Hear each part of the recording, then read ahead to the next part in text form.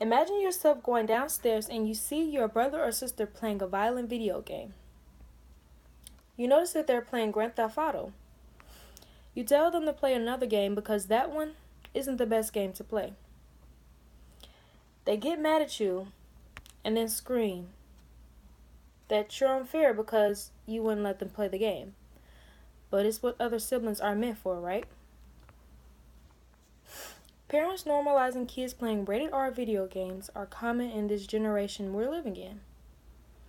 After researching the subject, I have come to an agreement that the best way to prevent kids playing rated R games is to provide different activities for them to do rather than sitting in front of a TV screen playing video games all day. From my student survey taken on Monday, November 27th, majority of my peers believe in kids not playing rated R games, while the others believe in kids playing rated R video games.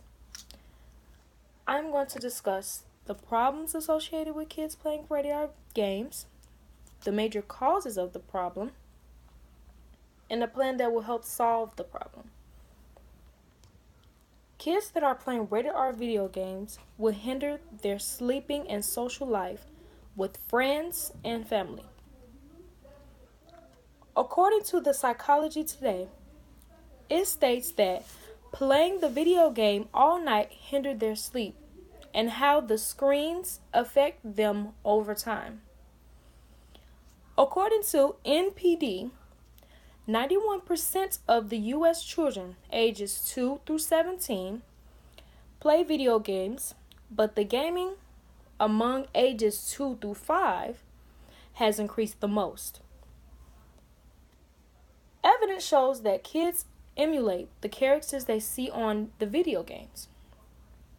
According to Sutter Health, in some video games, players are encouraged to identify with and role-play their favorite characters.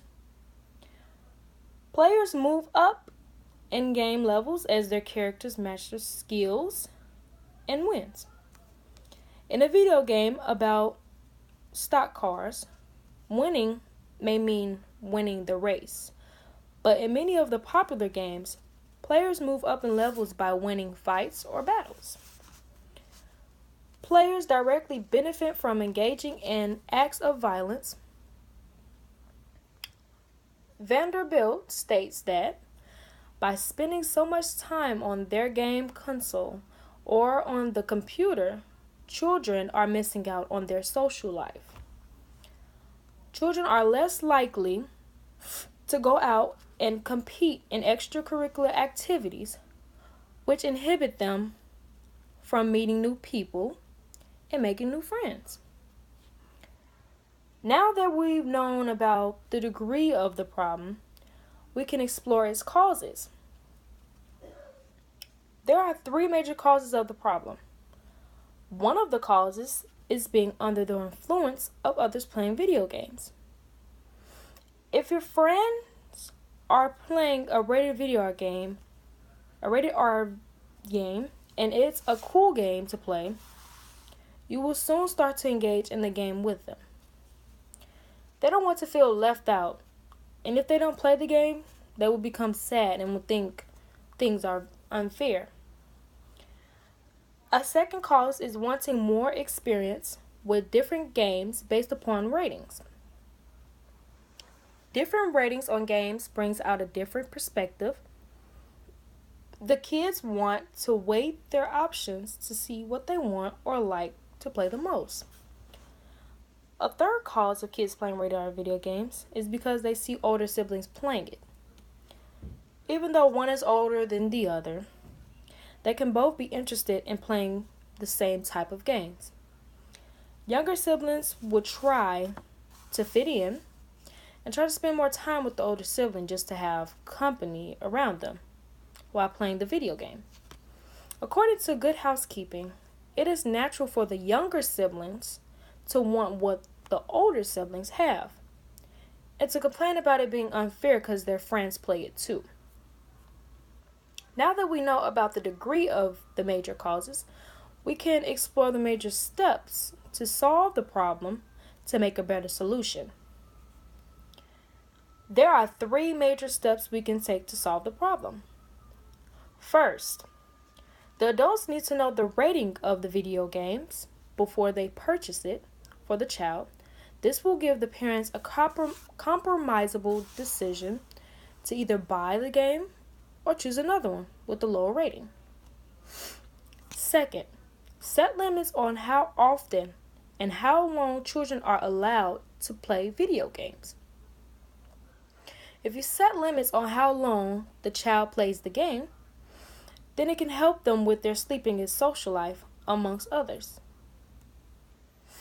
According to Positive Parenting, it states, the key to taking back control of the media in your home is to make agreements ahead of time before the TV or computer even goes on.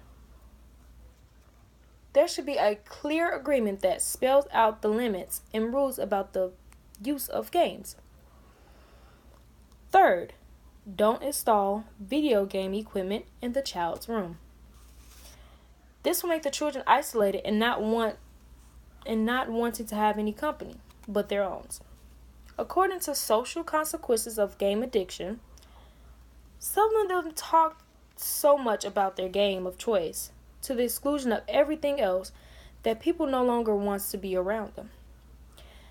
They can't or won't engage in real-world conversations or be a source of support or encouragement to friends or family. Because their friends talk about other things, they begin to feel left out, which in turn causes them to feel irritated and offended. Children from the ages 2 through 17 have experienced sleep deprivation and isolation away from families and friends. Through all the problems with children, playing these video games create a different aspect on what type of games they should or shouldn't play.